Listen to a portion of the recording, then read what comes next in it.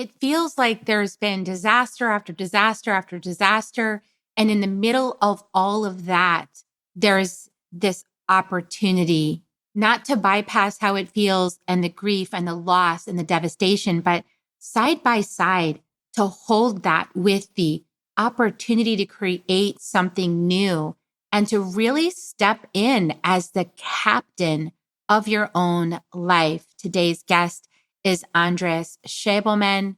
He has written a book, Captains Wanted. And this is such a potent, powerful, humorous, lovely conversation. Tune in, join us to find out more. Soul Nectar Show, the Soul Nectar Show. You're invited, delighted to discover who you are. Anything is possible if you believe. So join us on this beautiful journey. Soul Nectar Show, Soul Nectar Show. Hello and welcome to another episode of Soul Nectar Show, that show where we talk about all things essence, where we gather around the campfire that our ancestors sat at before for generations and thousands of years. And we ask the big questions and we get curious and we explore and we delve into what does it mean to be here on this planet at this time? What is this earth experience? What is it being human? What does that even mean? How do you do it right? How do you do it well? All those questions. And I'm your host, Carrie Hummingbird, and I love having these conversations week after week with just really unique human beings that I tend to run across or that run across me. And it's so fun. And we get to bring them to you and we get to have conversations and involve you in it. And always, always, always feel welcome to leave comments, to let us know what you think about the show. We really want you to engage because, engaging in life is pretty much the whole point. So really would love you to engage and subscribe to Soul Nectar Show. And we're going to have a really beautiful conversation today. It's something that I'm actually opening to in a different way, but the theme is Captains Wanted. And that's because that's the book of our guest. And you're going to meet him in just a second. It's really exciting. I have also been stepping into this idea in a different way of rainbow warriors, because you guys, now is the time. We came here to awaken human consciousness. We came here to fully embody the rainbow body. We came here to do what the Buddha and the Christ and all the ones before did. And we can do it because they did it and we can too. And that's what we're here to do. We're here to do and be that. And that takes some mastery and it takes some engagement and it takes some desire and it takes some action and some determination and some showing up and some willingness to be present for the journey. And I have a feeling we're going to just have such a great conversation because the book is Captains Wanted and it's by Andres Schabelman. And you are here with us. Welcome. Thank you for having me. Wow. What an introduction. Amazing. I love when it comes through real easy like that. Yeah. First take. Everyone's always asking me that you didn't do multiple takes yet? No. That's the point. When you get the rainbow body, you don't have to practice anymore. You just be. I don't know a lot about this rainbow body persona archetype character. What do you feel when you think about it? I feel like it is someone who exudes love and compassion and care for others, the planet, and oneself. That's exactly what it is. Okay, nailed it. Good job.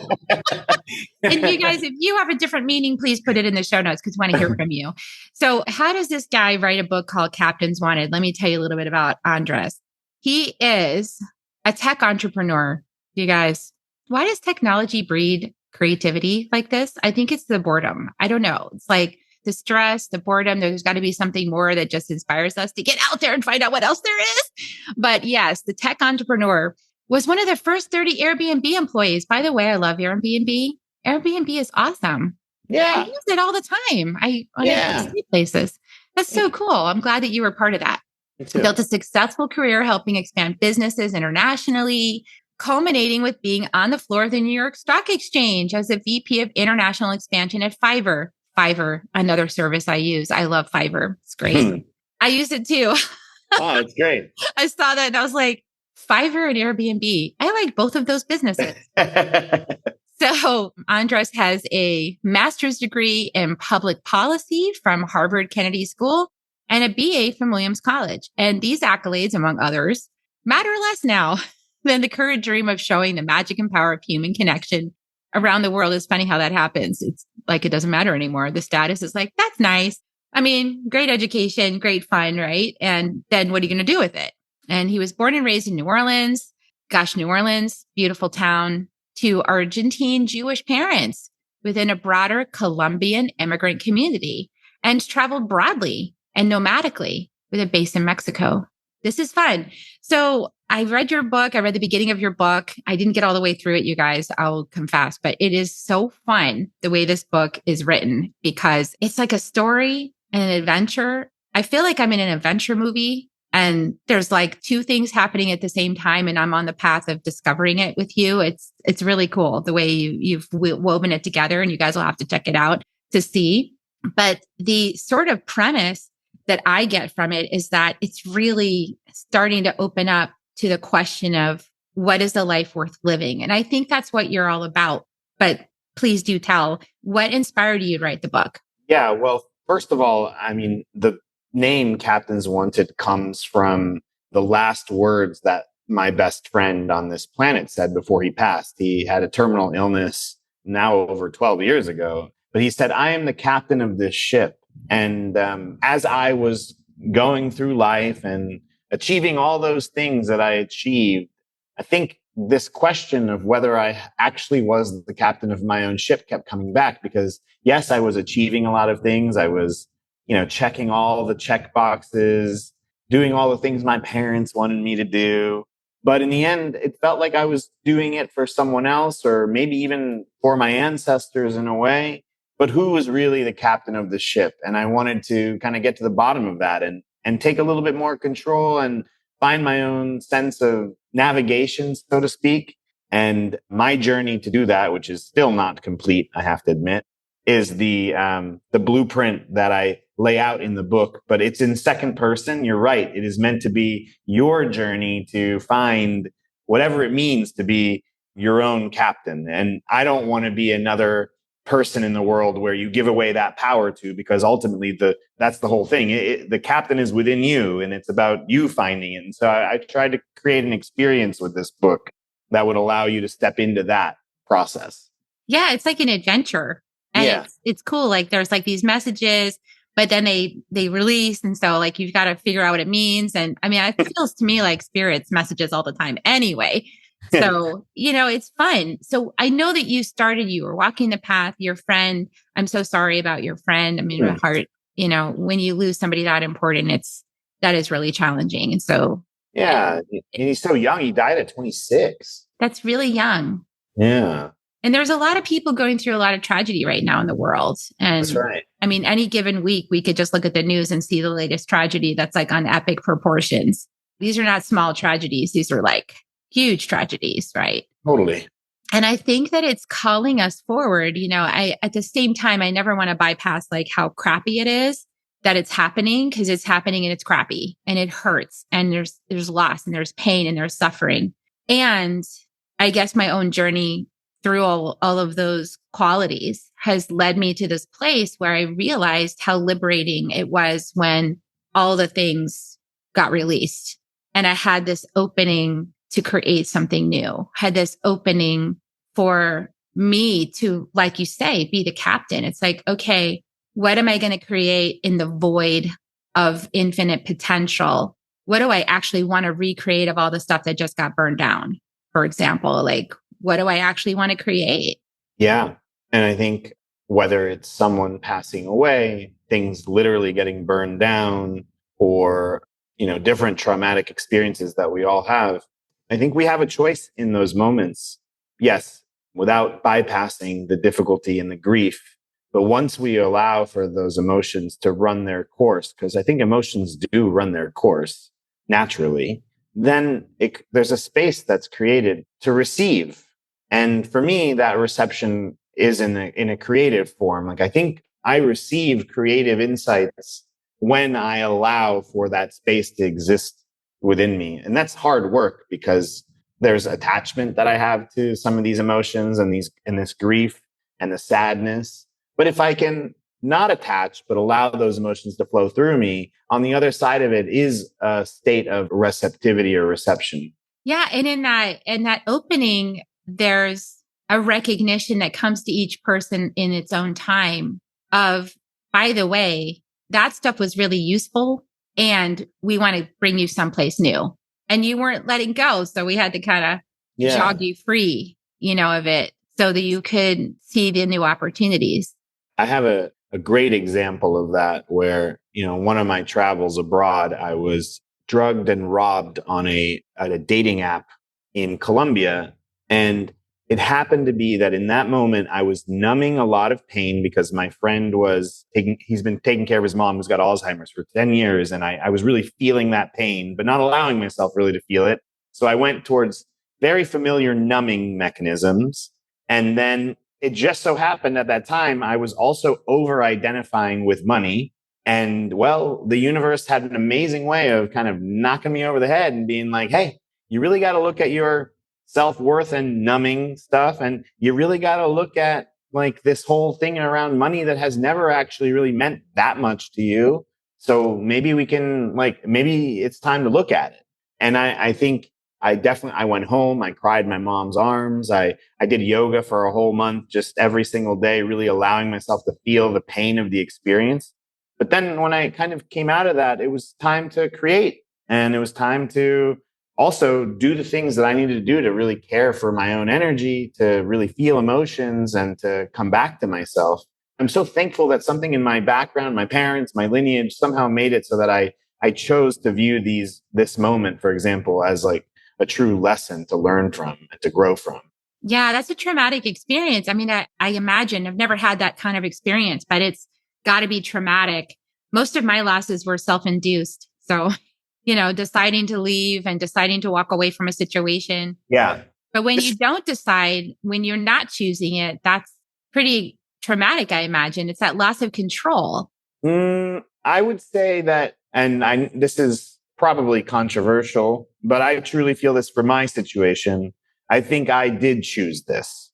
There were ways in which I really actively ignored red flags. I was in some sort of an inertia for this experience to happen. And I'm very lucky to be alive, but there was some agency and choice that I had in bringing this about, for sure. So what I'm hearing you say is that it really taught you to listen to your intuition. Yeah. And to learn what I need to do to make sure that I can listen to my intuition, right? Then I'm really susceptible to not being able to pick up on intuition because I'm not at my best, basically. Yeah, that's powerful. It's like having that regular practice that connects you in to your presence so that you're in the moment, in the now, you're paying attention to the clues because I believe our bodies are like always trying to tell us what we need to know. And sometimes they're screaming at us and then we just put some pain pills on it or like a bottle of wine or like you said, like another distraction. We're like, oh, I don't want to pay attention to that right now. Mm-hmm. I'm having fun, I think, doing what I'm doing. But there's like this way that our bodies are really here to guide us to step in, to really listen, to get out of these patterns. We don't even know we're in them, I think. Yeah, I really believe that too. Like the intelligence of the body, the intelligence of the heart as at least a response to the domination that often I experience. And I think we all experience in our modern day society, the domination that the brain and the mind often have. That sort of, not a battle, but it's a conversation that's, I think, worth developing, which is the conversation between the heart or the body and the mind, so that it's not just a one-sided, experience where the mind is really leading all of our actions. Because I think that the mind is really susceptible to fear. And I think we can often allow ourselves to just be brought on some sort of fear-based action journey, and without allowing kind of what's really kind of happening inside and where's the aliveness inside coming from, and can I listen to it? I love that you use that word aliveness. What is the aliveness? What's making me feel alive? Where is that energy? Another great book, I don't know, just flew out of my mind, The Celestine Prophecy. is one of those where it teaches us to look for where things are lit up, to look for the moments where you have a connection and then to follow that connection and to have that conversation. And that's how you came on this podcast. Cause I was like, looked at your stuff and I was like, yeah, I want to know this guy. This looks interesting, and it doesn't have to be an analytical process. For me, it never is. It's a heart-based, gut-based connection. Like, oh yeah, I want to have this conversation. I want to see where this goes. But I think a lot of people I notice even in this industry with podcasting, they'll like first go look at your numbers and then they'll go look and see, how many people like you and follow you and am I going to get something from it? It's like this whole analysis process that I honestly just can't stand. And so I've just never done it that way. I don't care. I'm going to have a conversation and it's going to be on my podcast. And it's because it makes me happy. That's what you learn on the other side of doing it the way they say you're supposed to do it, right? I mean, that's what you learn is like, stop doing it the way they say, because it doesn't actually lead to happiness. Totally. Exactly. I think that was the main lesson of that external validation system that I was a part of. And I achieved all those things. But then at the end of it, I was like, well, there's still a void here. There's still something missing. And, I think it's a great privilege to have been able to achieve all those things for sure. But it's also a great privilege because it allowed me to see that it was time to find my own, sovereignty or my own source of truth. And it really felt like that was the source of my freedom, not the money and not the accolades. It was truly always something that was inside. Yeah. And also not to bash technology or industry or any of these things, because I mean, I love Fiverr and I love Airbnb. So like, that's cool. They're helpful. They're useful. They help me produce my podcast. They help me go on adventures places and stay in quirky spaces that I wouldn't normally be in and have my own adventures. Right. So it's not to say that those in any way don't have value, because they do. And it's just that I feel like those experiences prepare us for the thing that we're really here to do. Like, so what did those experiences give you that now really you leverage in your adventure that you're on as the captain? Well, it's really interesting. I would say I can be so successful within systems because I know how to kind of like beat the system and work a system. And so you put me in an organization and I'll figure out a way to like get power and get paid more. And I can be very good in that energy in terms of leveraging and getting things that I'm supposed to get in that world.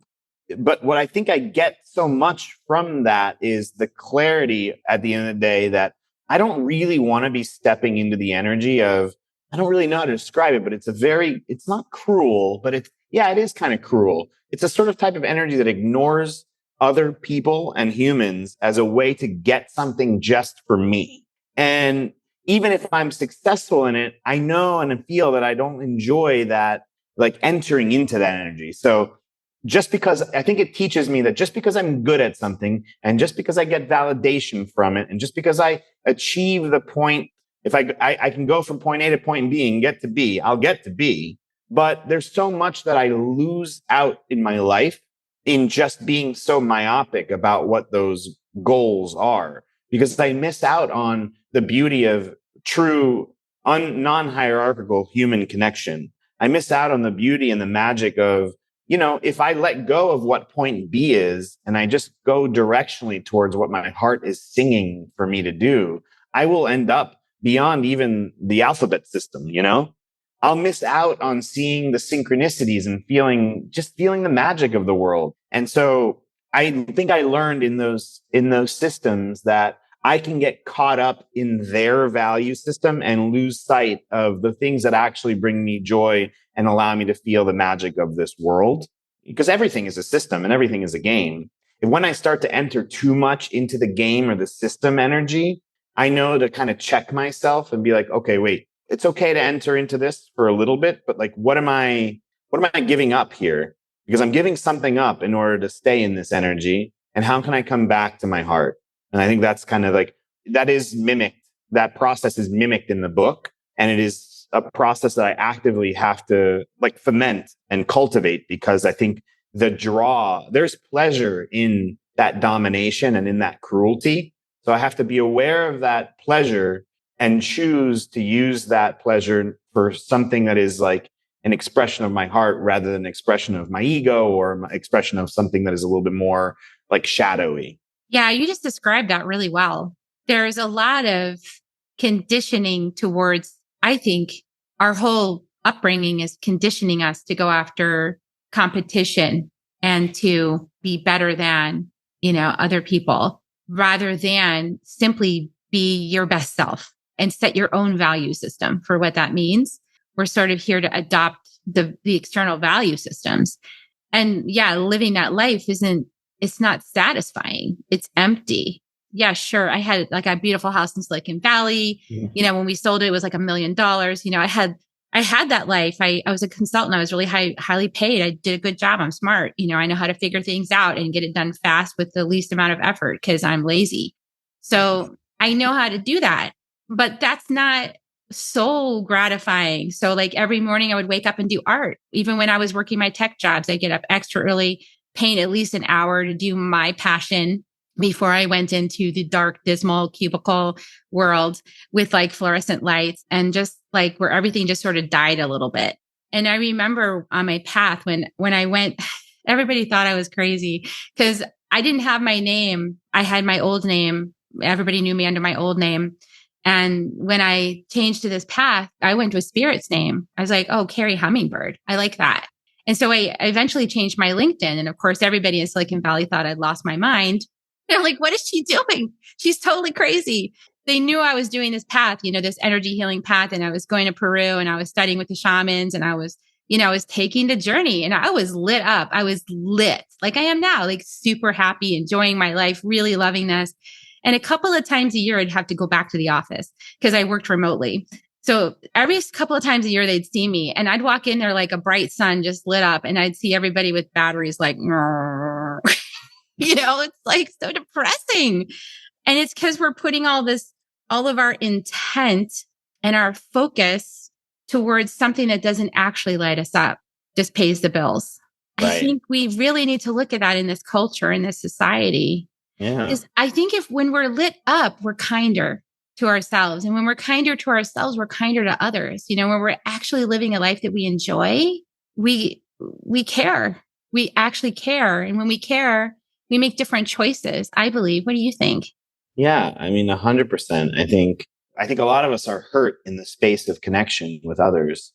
And then we create separations between ourselves, between us and our emotions. And we have societal aspects that really kind of drive that wedge, in us. The corporate system does not value your own emotions and self-expression because that's a threat to the hierarchy. But anyway, we have a whole system that makes it easy for us to create separation between us and our emotions. And my own process to come back to my own wholeness and my own unity is in fact the process to come back into wholeness and unity with others. Because as I heal those parts in me that I've abandoned, and I can look at the parts that I don't like and that I don't want to be near inside of me, I now come back into community with others. And I now see my judgments or the things that keep me separate from others or the things that or the people that I push aside. I see that more as a part of my own psyche. And if I heal that within myself to get closer to those parts that I push away, then I'm also doing that in relation to others. Yeah, it's a totally different way of looking at relationship. Instead of like, that person's pissing me off, I need to get away from them. It's like, oh, that person's pissing me off. Cool. Let me go find out why. There's some part of me that needs to heal. And then the whole thing changes because you're no longer blaming that person for just being who they are in the moment. They're just, you're just happening to see, something in yourself that's like, I need to heal that. That's something I really, and this is up. Like, I love, because you also talk about like your masculinity. What is modern masculinity? And it's dangerous to start throwing these labels out because they do create more separation, because there's been a lot of people, I'm a female, so I'm familiar with the female situation. And it is a situation of being a little bit more emotional, having more access to emotions and feelings in general, not everybody, but in general, having a body that's equipped for that, for sure. Like all these sensory, we got like 3 times the sensory capability of a masculine body. It's just built in, but we're told not to feel those things. And a lot of women follow that model, and then they become like men. They become like men, right? Like, and so they shut all that down and then just operate from the mind, because that's how people are trained to think that you get ahead. And so everybody's doing it. But when we can slow down and say, wait a second, there's something more powerful here. And if we wake it up, we'll have a whole different experience of life and everything. And I started doing that, but it's messy, so it doesn't stay within the box. It colors outside the line. It leaks everywhere. It literally leaks and seeps all over the place when you open it up. And it does that for a while until it clears. And then there's like this beautiful potency of that energy. And that energy we call feminine, the divine feminine, right? But that doesn't mean that it doesn't happen in a man's body. It happens in whoever's body when we decide to open it up. I do think female bodies have a little bit, sometimes more intensity related to it. But then that's just kind of a label too, because we have human design and we know that some people are emotionally centered and some people are intellectually centered. And so it's all over the map. We could look at it so many ways. But I think we all have access to what you're talking about. How would you talk about it? Because I'm just curious, how would you talk about these energies within you? Would you give them a name? Would you talk about them differently? I don't think I would give them a name, because the names themselves come so loaded in our society. I know that there are moments when I enter into energy that is associated with what people would describe as feminine or what people would describe as masculine, but they come in. Well, I guess I don't know when they come, but they come in when they come. It could be my own hormones too playing a role. Right.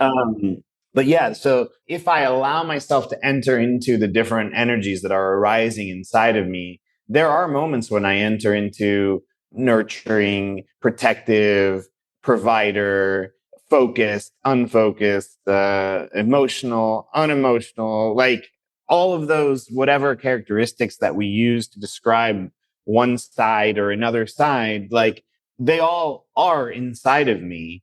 And I just have to be a witness, a willing witness to the emotions that are arising, and then align my heart and my actions and my words to what is arising inside of me, and separate from, and I think that truth of action from that place is divine. Now, I'm not sure I would say that is either masculine or feminine, but there probably is that energy is flowing within me. I don't know how to define it, but I become a vessel or an instrument for something to flow through me. And if I'm doing the work to be that more, that instrument as a function of my heart, then I don't need to know whether I'm in my masculine or my feminine or whatever that means. I just know that I am that instrument that is channeling source energy in whatever form that it is taking place.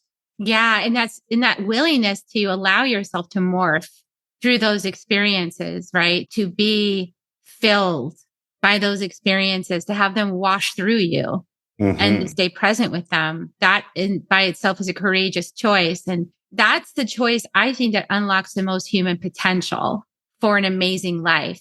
And when I say amazing, I don't mean like I never ever have any problems and everything just works out exactly the way I wanted it to. Because that is a delusion. I believe there's still people holding up that delusion, but I feel like it's delusional. I think that we are here to feel anger. We are here to feel joy right next to each other. I feel like all of it could happen within a span of 15 minutes, and that would be life. That would be in its fullest. What do you think? No, I agree with you. I think like to be a vessel for energy to flow through, and for my heart to be, just a vessel for energy to flow through me in whatever truth and authentic expression that is.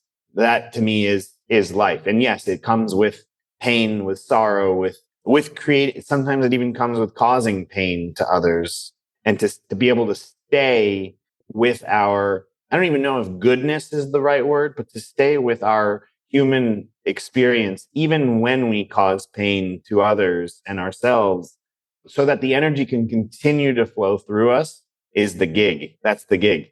Yeah. And that cleans up relationships remarkably when other people are doing the same thing. Right. So, Right. because sometimes we have to follow the guidance that's coming through us. When we follow the guidance that's coming through us, we stay in the energy you're talking about. We stay in the flow. We stay connected. We're like in it. When we try to figure out how we could do something that then wouldn't affect somebody we care about because we want to be sure, we start to compensate and we start to muck with the energy so as not to be an agent of pain. That's when things get really complicated. They get very complicated. And it's not easy. I mean, I'm a mom, so this is not easy energy to work with. When you see your children struggling or they're going through something, it's like, yeah, I'm not fixing that. Love you. Totally love you. Watching you suffer every day. I'm really not fixing it. I really want to fix it, but I'm really not going to because I know I can't actually fix it. That's the truth. I can't. I can be compassionate about it, but it does bottom line everything. It gets it to this place of, and maybe that's the rainbow warrior. Maybe that's the captain, is that bottom line. It's like, it's you. Nobody else is responsible. Totally. It's you. Yeah. And we're just players in your play, helping you through just being ourselves to face the things that you didn't want to face in other lifetimes or whatever your belief system is, but like face the things that need to be faced. And just by being ourselves, we're helping you do that. So like blaming us or being angry with us for that is like, we seem to realize at some point that's ridiculous. Right. I actually think your metaphor, it's not a metaphor, but your real life example of how you interact with your children when they're going through pain and difficulty is also a really great model for us to follow within ourselves. Because I think in many people in our childhood, we're often not met in the space of compassion and listening. And so internally inside of us, we run a program where when we're going through things that are difficult, we try to convince ourselves that we're not actually going through that pain. For example, we say, you should be feeling better because, you should be grateful. Where's your gratitude practice? But in reality, like the way you treat your children when they're going through what they're going through is to say, I actually can't control your experience, but all I can do is be here compassionately loving you and letting you know that I'm going to be here no matter what. And that's the way that I now treat myself.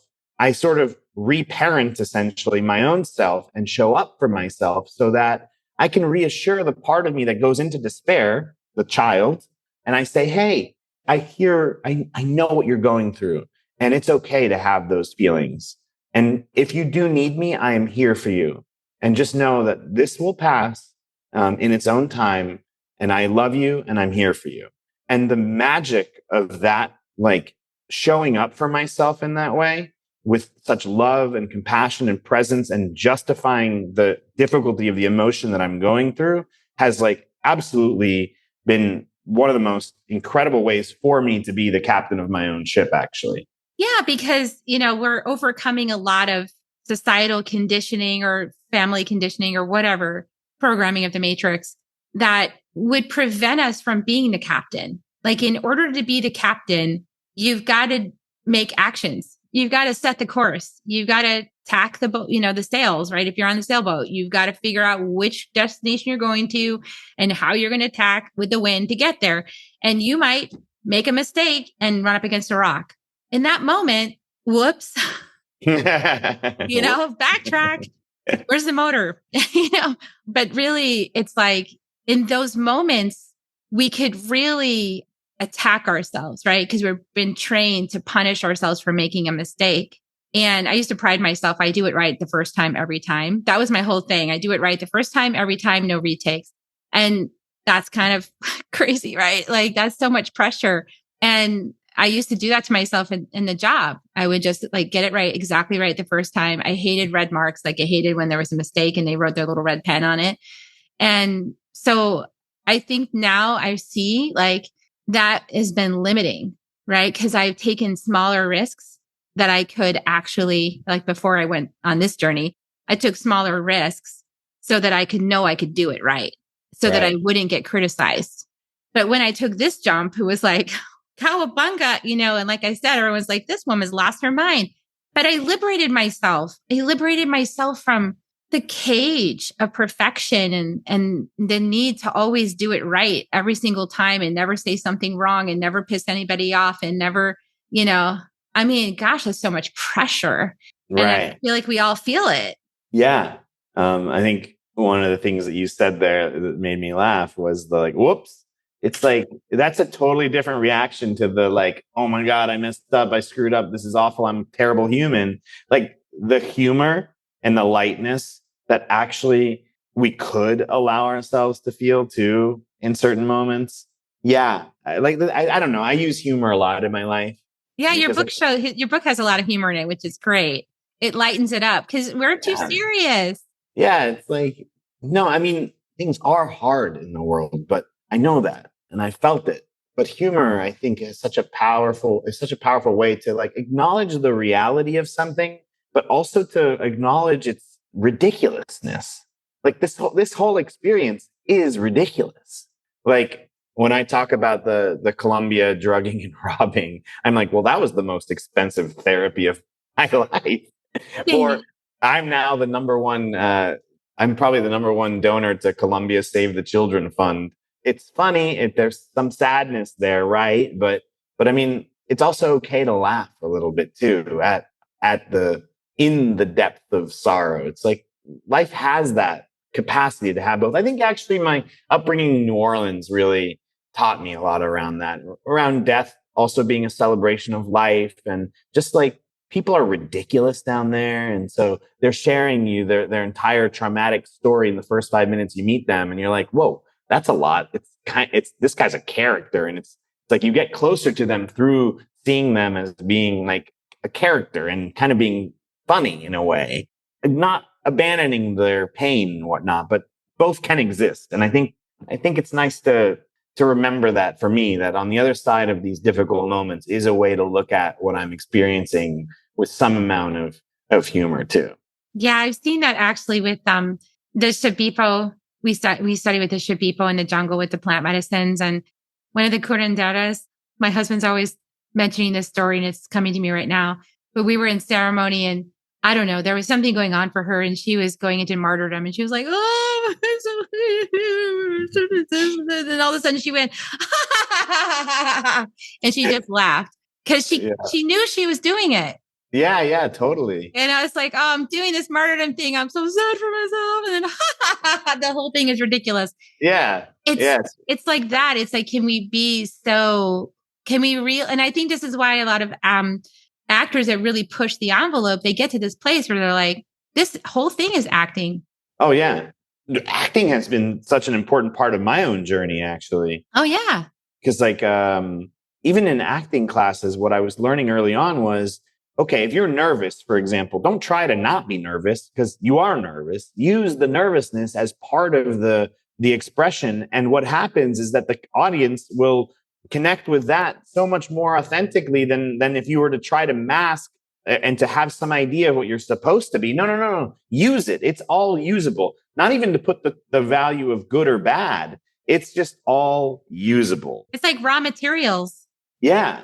And that's actually helped me be the more of like a witness to my own emotions. Be like, oh, there's anger coming through and we're in anger. We are definitely in anger right now. We are frustrated. We are pissed. And then I'm like, oh, this is turning into like, I'm no longer angry. I'm kind of in the zone of like, light. I'm feeling light. I'm feeling confused is why I'm light, but I'm feeling light. Oh, I'm light. Okay, this is funny. Now we're in humor. We're in lightness. We're in joy. We're back in joy. And that's kind of like how like a whole set of emotions kind of comes through me. And acting was really helpful for that because I could name it. I'd be like, okay, here, yep, here I am, boom. And then I'm out the other side. Yeah, that's powerful. Yeah, I love that. Sometimes I go to the bottom of it. I'll be like, okay, let's get all of it. Let's get all of it. And I'll go right on down the bottom of the emotion. I'll just be like, let's get it all. And then it's just like, it's gone. And I'm like, oh, that was it. I think I had an acting coach who told me that like emotions don't last longer than 7 seconds if we don't attach to them. Yeah, they're really fast. If you just actually listen to them and go into them, it's like all of a sudden they're gone. And you're like, Okay, on to something new now. Next thing, next. Yeah. Well, it sounds, I mean, you're just a pleasure. You're a delight. I hope this is not going to be our only conversation ever because what fun. I hope we get to do this again too. Yeah. Yeah, super fun. So, is there anything you want to share with people about your book, or about your offerings, what you do in the world, how you support people, anything you want to share? Yeah. So right now I am launching my own podcast. It's called Rebelle, RE-BELLE. So like really beautiful, but in French. So really beautiful humans, but also rebel. I like it. Uh-huh. And that Rebels. launches tomorrow. It's my first episode. Congratulations. Thank you.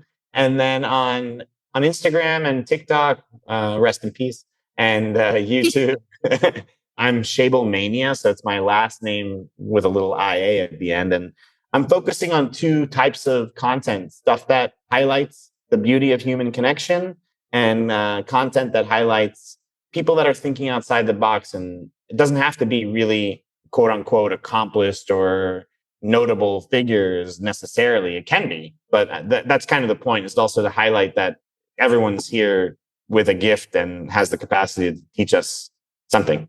Yeah, we can all learn from each other. We're all walking each other home. Yeah. I love it. Perfect. Well, thank you so much for being on the show. Everybody, check out Andres' book. It is Captains Wanted. I will put the link in the show notes below so you can click it and go buy a copy. And I'll put your website and all that so they can go check out your offerings and your podcast and everything. So great to talk with you. And we're going to give kisses, you guys. But before we do, please like, subscribe, share this out with anybody that you think could be uplifted right now. There's a lot of hard stuff going on the planet, and we want to honor that. I feel like this episode is really speaking to that. So if you know people that are really struggling or they lost a lot, please share it out. Maybe it'll help. Maybe give them something to look forward to on their navigation of wherever they're going to go next or charting the course to the new. So please share it. And so here comes kisses. I give kisses to people, Reiki kisses. If you want to help, you can just kind of give kisses and just blow them out. So here they go. Love you guys. And have a great week. We'll see you next time on Soul Nectar Show. Bye for now, everybody. If you found even one gold nugget in this episode of Soul Nectar Show, will you do us a favor? Will you subscribe, like, and share this episode? Maybe even write a comment and let us know what you thought about it. We really, really want to engage with you at a much deeper level. Let's be part of community together. Have a great week, everyone. Bye for now. To dive in deeper to nourishing conversation, visit soulnectar.show. Soul Nectar Show. Awaken, Nectar Show. Take a sip from the drip of nectar from the source of who you are.